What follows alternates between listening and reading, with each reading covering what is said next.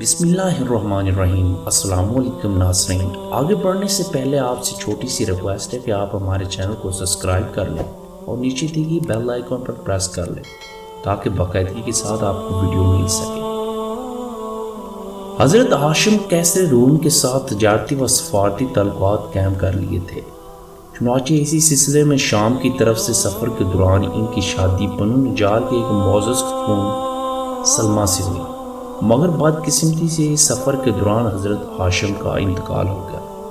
ان کی وفات کے بعد ان کا ایک بیٹا پیدا ہوا جس کا نام شعیبہ رکھا گیا، مگر چونکہ شعیبہ کو ان کے چاچا مطلب بن عبد المناف نے پالا پوسا تھا، شعیبہ کو عبد المطلب یعنی مطلب کا غلام کہا جانے لگا۔ پھر انہیں طریق نے ہمیشہ اسی نام سے یاد رکھا ہے۔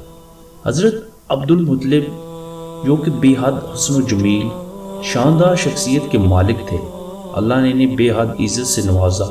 وہ قریش مکہ کے ایک اہم ترین سردار بنے۔ ایک مدت تک ان کی اولاد میں ایک ہی بیٹا تھا جن کا نام حارث تھا۔ حضرت عبد المطلب کو بہت خواہش تھی کہ وہ کثیر اولاد والے ہوں، چنانچہ انہوں نے منت مانی کہ اگر اللہ نے ان کو 10 بیٹے عطا کرے گا تو وہ سب نوجوانی کی عمر تک پہنچ گئے تو وہ اپنا ایک بیٹا اللہ کی راہ میں قربان کر دے گی۔ اللہ نے ان کی دعا اور منت کو شرافت قبولیت بخشی اور ان کے 10 یا 12 بیٹا پیدا ہوئے، جن میں سے ایک جناب حضرت عبداللہ تھے۔ آپ حضرت عبد المطلب کے سب سے چھوٹے بیٹے اور نہ صرف اپنے والدین کے بلکہ پورے خاندان کے بہت ہی چہچیتے تھے۔ حضرت عبد المطلب کو ان سے بہت ہی محبت لگاؤ تھا۔ 10 بیٹوں کی پیدائش کے بعد جب تمام نوجوانی کی عمر کو پہنچے تو حضرت عبد المطلب کو اپنی منت یاد آئی، چنانچہ وہ اپنے سب بیٹوں کو لے کر حرم کعبہ میں پہنچے۔ جب عربیوں کی مخصوص طریقے سے قرآن اندازی کی گئی تو قرہ حضرت عبداللہ کے نام نکلا۔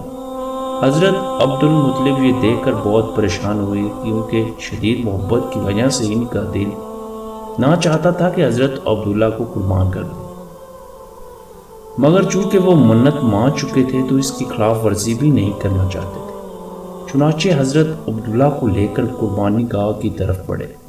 یہ دیکھ کر خاندان بنو ہاشم کے افراد جن کو حضرت عبداللہ سے بہت لگاؤ تھا وہ پریشان ہوئے اور وہ حضرت عبد المطلب کے پاس آئے۔ انہوں نے اس سلسلے میں یثرب یعنی مدینہ کی ایک کاغان عورت سے مشورہ کرنے کو کہا۔ ناظرین، کاغان یہاں ہم یہ بتلاتے ہیں کہ کاغان یعنی نجوم جو کہ اور فور یعنی شرکیہ کلمات سے کام لیتی۔ چنانچہ جب اس کاغان عورت سے رابطہ کیا گیا تو اس نے اس کا حل یہ نکالا کہ حضرت عبداللہ کی جگہ خون بہا ادا کیا جائے۔ عربوں کے دید یعنی خون بہانے میں 10 اونٹ دیے جاتے تھے، تو حضرت عبداللہ کے ساتھ 10 اونٹوں کو قرآن اندازی کی جائے اور یہ قرآن اندازی تب تک جاری رکھی جائے جب تک قرآن اندازی اونٹوں کے نام سے نہ نکلے۔ چنانچہ ایسے ہی کیا گیا۔ بالآخر 10ویں بار قرآن حضرت عبداللہ کی بجائے اونٹوں پر نکلا اور اسی طرح ان کی جگہ 100 اونٹوں کو قربان کیا گیا۔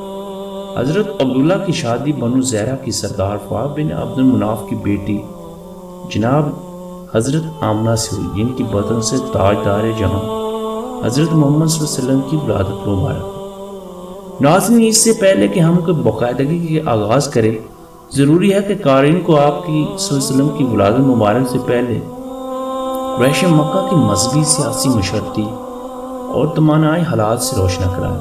نیز آپ صلی اللہ علیہ وسلم کی پیدائش مبارک سے صرف 50 دن پہلے ظہور پذیر ہونے والا واقعہ عام الفیل سے بھی آگاہ کیا جائے، جو کہ حبشی نسل ابرا خانہ کعبہ کو گرانے کے ارادے سے مکہ پر حملہ آور ہوا۔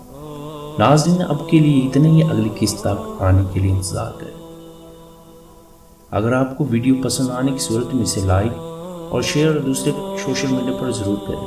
اگر قیمتی رائے کا اظہار کرنا چاہتے ہیں تو کمنٹ باکس میں ضرور ہمیں فیڈ بیک۔ اب کے لیے اتنے ہی، اللہ حافظ۔